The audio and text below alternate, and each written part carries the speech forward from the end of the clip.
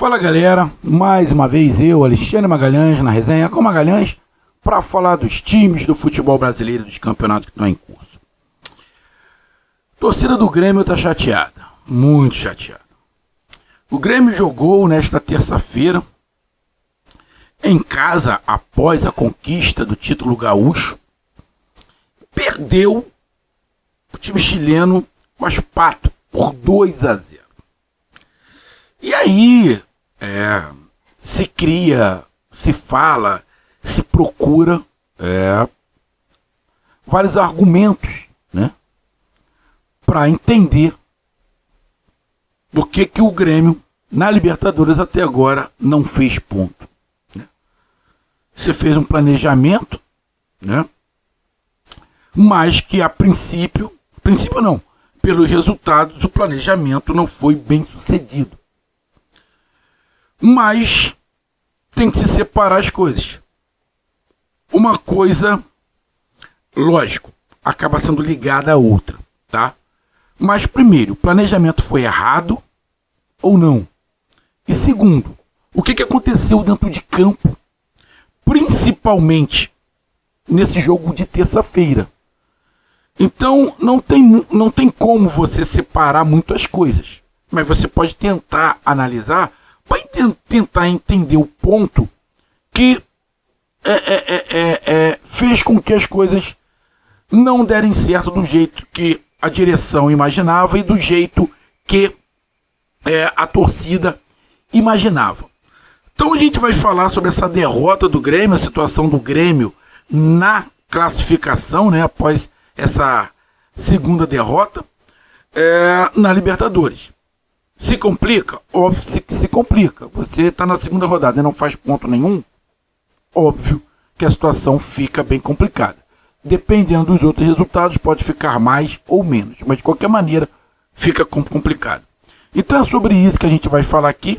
Então eu peço a você, meu amigo torcedor gremista, meu amigo torcedor brasileiro em geral, que acompanha o canal Resenha com Magalhães, eu peço que você curta, compartilhe, inscreva-se no canal, dê o seu like, ative a notificação, coloque seus comentários, entre no nosso WhatsApp, que está aqui embaixo na descrição do canal. Você vai lá do seu nome, o time que você torce, que eu coloco você no grupo do seu time, só para lembrar, para falar de futebol, não é para falar de política nem de religião. E se você quiser ajudar o canal a crescer, você pode dar através do Pix, que é o nome do nosso WhatsApp, você pode dar através do Superchat, quando estiver fazendo live, e você pode dar através do clube de membro do canal Resenha com Magalhães aqui embaixo de azul.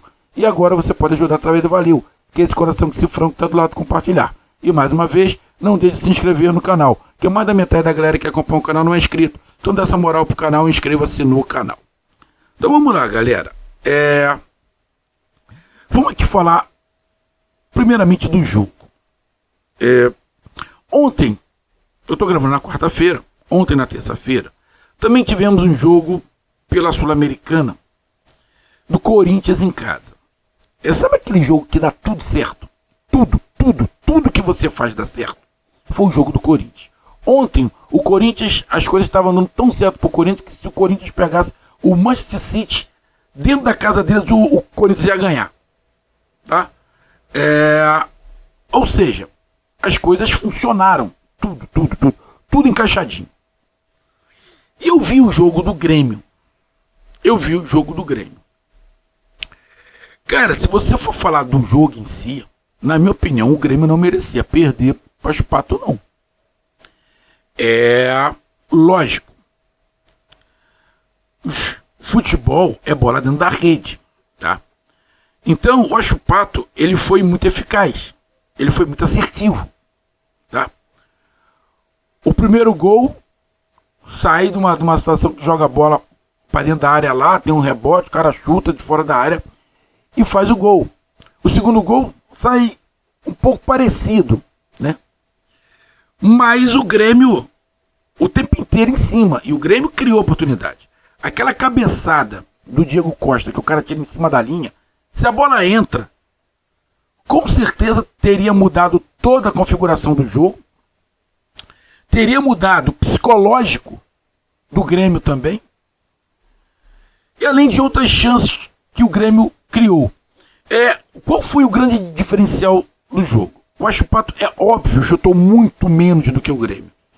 Só que ele acertou muito mais em direção ao gol. Eu acho que ele chutou umas 7, 8 vezes. Tá? que foi um time que foi jogar contra o Grêmio para não perder.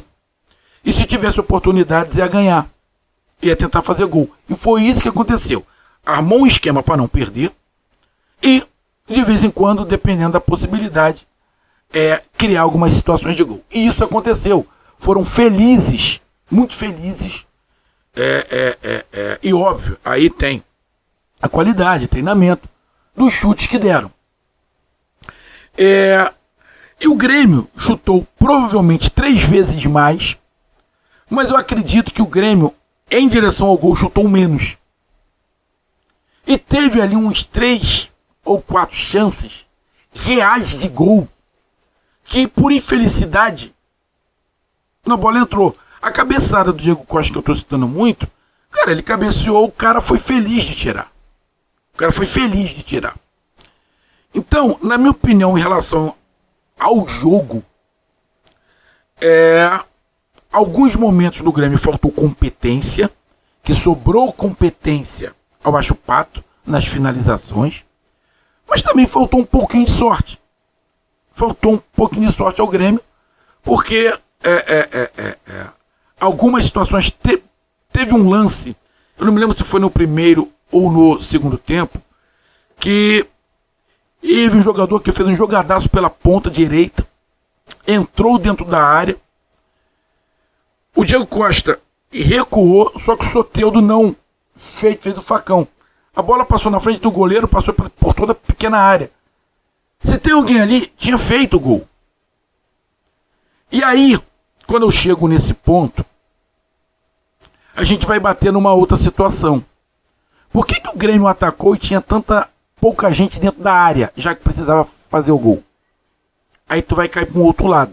Será que é pela parte física? Que pode ter influenciado? E aí você vai cair no lado do planejamento. Mas vamos lá. Para me terminar aqui o jogo. Não achei que o Grêmio jogou pior do que o Baixo Pato. Não achei. Para mim o Grêmio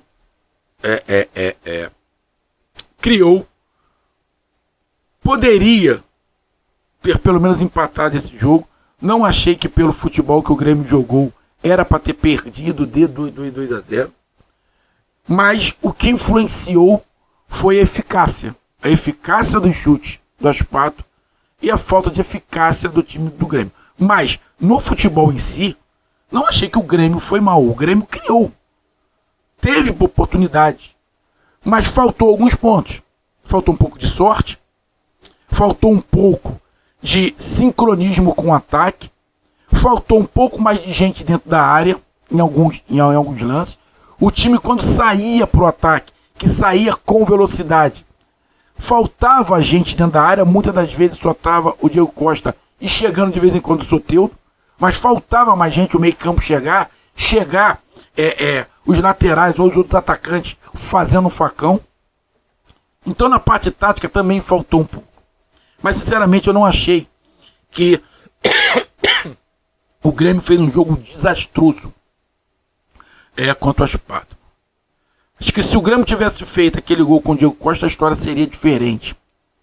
Mas o Si não joga. Então, amigo, o Grêmio perdeu. Perdeu, mas para mim a estratégia funcionou do Baixo Pato. Vamos se defender e vamos sair nas brechas. O time do Grêmio ali, quando o Grêmio der algum espaço, a gente sai e tenta criar. Posse de bola, foi a posse de bola do Grêmio, né? Como eu falei, os chutes foram muito mais do Grêmio. Então, não sei o que a torcida do Grêmio está achando, mas em relação ao jogo em si, não achei que o Grêmio merecia perder. Não fez um partidaço, não foi isso. O Grêmio não fez um partidaço.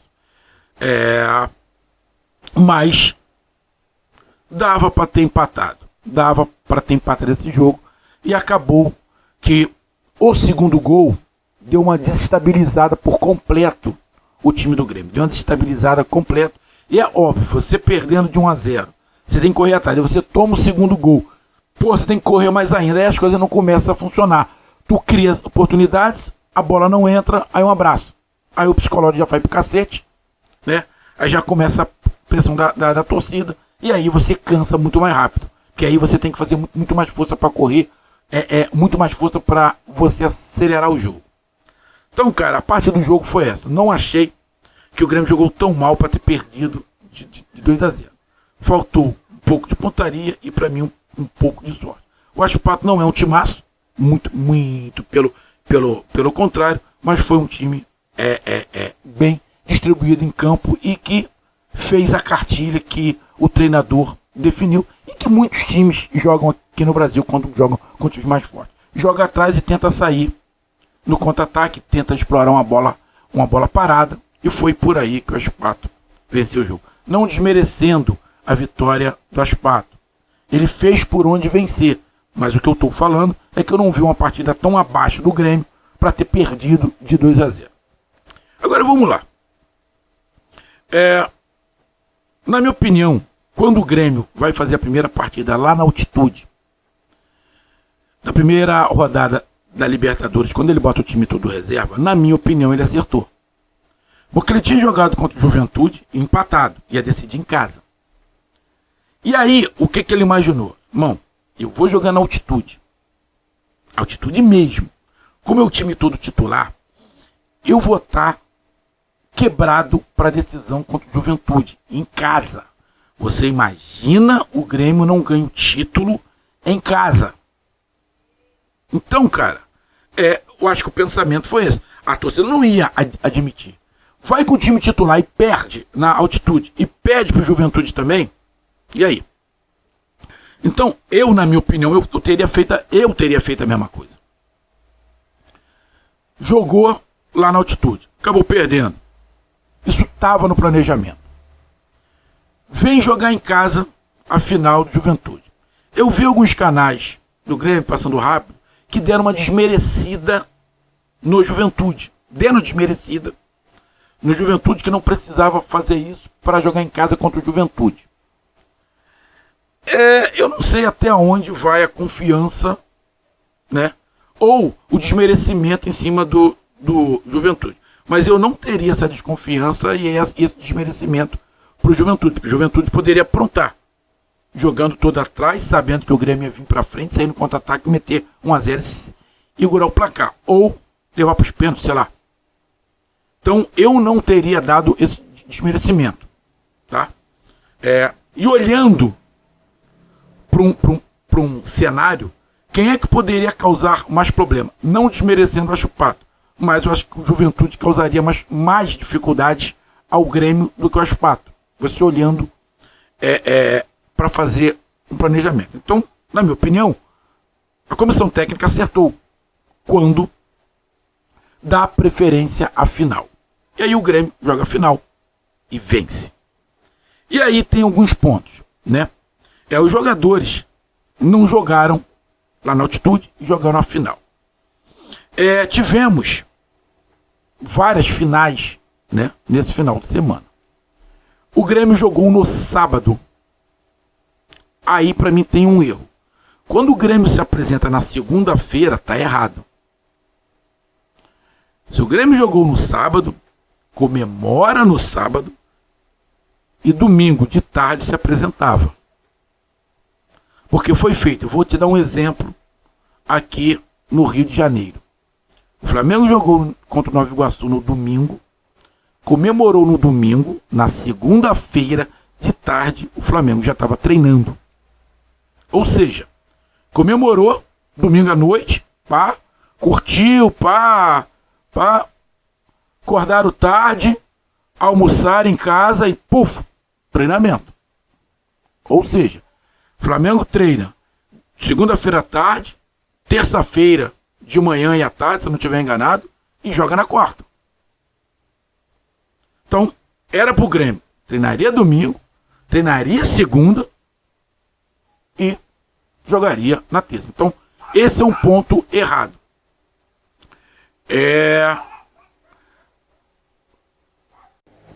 Voltando aqui, porque eu tive que dar uma parada, porque... Eita, baleira de moto, isso aqui é o inferno, rapaz.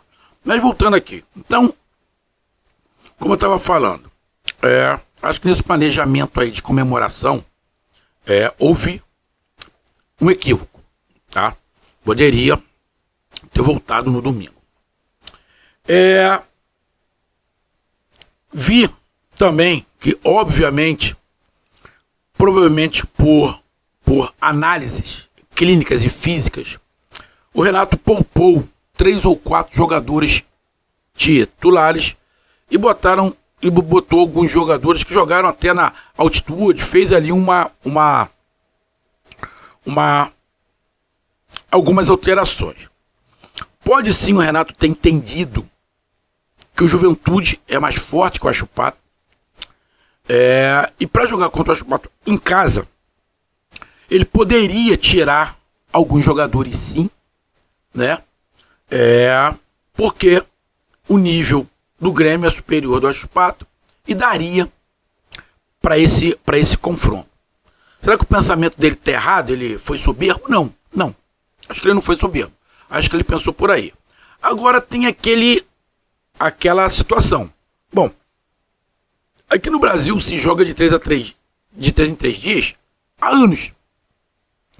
Então você falar que os jogadores estão cansados porque está jogando de 3 em 3 dias de um início de temporada, fica complicado. Aí você vai bater. Bom, então a preparação física está errada.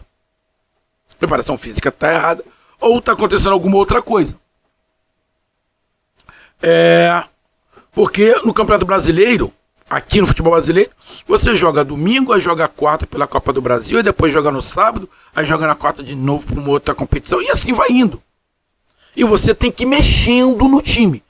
É óbvio que não dá para você manter o mesmo time durante vários jogos, com raras exceções. Mas a grande maioria dá uma mexida no time. Tira 2, tira 3 e vai dando essa mexida que precisa. E não tem jeito, vai acontecer. Se alguém reclamar da parte física do Grêmio, tem até uma certa razão. Mas não é só o Grêmio. Se você pegar o Fluminense aqui no Rio, a parte física do Fluminense tá abaixo. Você vê a parte física do Bahia, tá abaixo. O próprio Rogério Ceni falou isso. Pô, com 70 minutos, com 20 minutos do segundo tempo, o time cai fisicamente. Ou seja, a parte física de alguns times brasileiros não está muito diferente do Grêmio, não. Tão certo? Não, tão errado. Mas não está muito diferente. Ou seja, o planejamento de um monte de gente está tudo muito parecido. E aí causa essas situações. Mas era para, em abril, os jogadores fisicamente já estarem chegando ao seu ápice, né? Então, cara, o time do Grêmio, mesmo que tenha, ao final do jogo,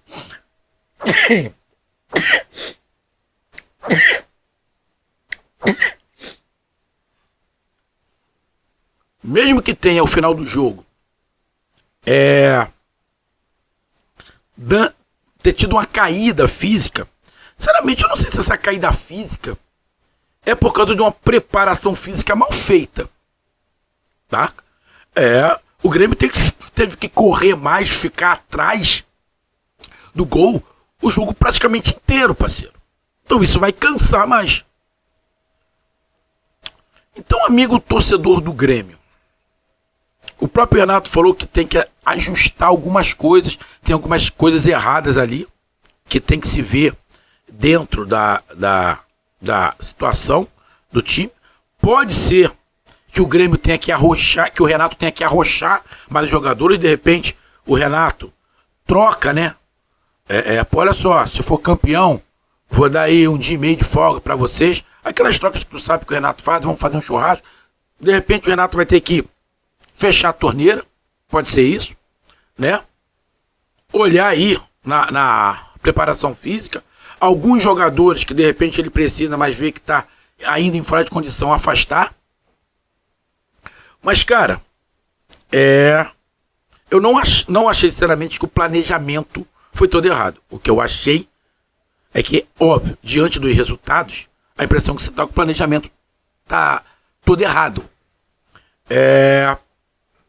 E assim, cara, poderia acontecer do Grêmio ir com o time principal na altitude, ir com o time principal com Juventude, e perder os 3. Poderia ganhar os 3? Poderia. Mas qual é a probabilidade do time titular do Grêmio está melhor fisicamente contra o Juventude do que contra o Aspato. Então, cara, o resultado foi horrível, péssimo pro Grêmio, péssimo pro Grêmio. O resultado em campo, o Grêmio poderia ter tido uma sorte melhor. Não achei que o Grêmio errou tanto assim para perder de 2-0. Agora, que tem alguns pontos obscuros aí que internamente vai ter que se resolver, né? E o que apareceu, não achei nem que as substituições não iam com o mesmo time que jogou com o Juventude, ele fazer alterações. Também eu particularmente não achei nada demais. Acho dentro de uma certa lógica, até porque estava jogando contra o Aspato, não estava jogando contra o Boca, contra o River, contra o Flamengo, contra o Arquival Internacional, não era contra o Aspato. E eu acho que dava para ganhar. Por isso que eu falei, não acho que o Grêmio jogou para perder. Agora, você só voltar na segunda-feira, de tarde, tendo um jogo na terça, isso eu achei errado. Isso eu achei errado. Será que foi por isso que perdeu? Pode ter influência, né? Os jogadores puderam manguaçar mais, né? Jogaram no sábado. Manguaça no domingo. Chega segunda-feira daquele jeito, né? Então, os jogadores têm que ser profissional. Sim, mas pode ser. Tudo pode ser. Agora, irmão, já foi. Agora é tentar consertar, fechar a porta, tentar consertar, porque final de semana já tem um jogo contra o Vasco, pelo início do Campeonato Brasileiro. Não tem jeito. E no meio de semana pega o Atlético Paranaense, que é bem mais forte do que o Vasco. Então tá aí a minha análise. Vamos aqui, rapaz, olhar a classificação do Grêmio. Com essa nova derrota, o Grêmio é o último colocado do grupo, com 0 pontos. Só não ficou pior, porque o The Strong perdeu, continuou com 3 pontos. O Aspato, que tinha empatado, ganhou, e o Estudiantes, que tinha empatado com o The Strong, também ganhou. Ou seja, o Aspato e o Estudiantes estão na primeira colocação com 4 pontos, e o The Strong tem 3. Então ainda dá pro Grêmio, faltam 4 jogos. Só que agora não tem mais margem de erro. O Grêmio não tem mais margem de erro. Tá? Porque ninguém ganhou 2 vezes. Se alguém tivesse ganho 2 vezes, ou se 2 tivessem ganho 2 vezes, estaria com 6 pontos, aí ia ficar muito complicado. Mas tem 4 pontos. Dá pro Grêmio ainda chegar. Ser primeiro lugar? Não sei. Porque o primeiro lugar ainda tem 4 pontos. Mas dá. Mas a margem de erro agora chegou a 0. Então tá aí a minha análise. Um grande abraço, até mais, valeu, tamo junto, fui!